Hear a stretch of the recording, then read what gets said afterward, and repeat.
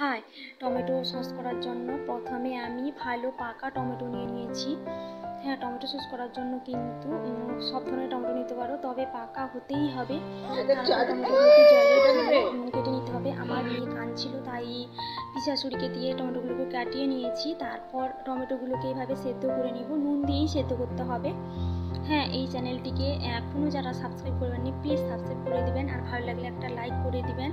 এতক্ষণে হয়তো আমার টমেটোটা সেদ্ধ হয়ে গেছে, দেখি টমেটো সেদ্ধ হয়েছে কিনা। হ্যাঁ, সেদ্ধ হয়ে গেছে আমার টমেটো। হ্যাঁ, টমেটোর খোসা আর বিচিটাকে কিন্তু ছেঁকে নিতে হবে। আমি হাঁড়িতে নেট ভেঙে খুব ভালো করে ঝাঁকিয়ে নিয়েছি। হ্যাঁ, এটা আমার শাশুড়ি করে দিয়েছে, আমি ক্যামেরা করছিলাম। তারপরে সেই টমেটো বের করে টমেটোর জুসগুলোকে এইভাবে ফুটিয়ে নিলাম।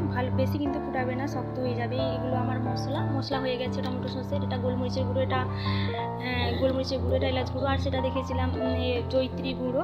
তারপর এটা গুড় নিয়েছি, চিনিও ব্যবহার করতে পারো, আমি এখানে গুড় ব্যবহার করছি। তারপর সবশেষে সোডিয়াম বেনজোয়েট পাউডার ব্যবহার করছি।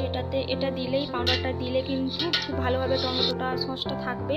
Sodium benzoate powder. আর এই মশলাগুলোকে ভালো করে গরম অবস্থায় মিশিয়ে দিলাম। তারপর ঠান্ডা হয়ে গেলে এইভাবে কাঁচের সসের বোতলেই সংরক্ষণ করতে হবে। কাঁচের বোতলে খুব ভালো থাকে যে কোনো জিনিসই।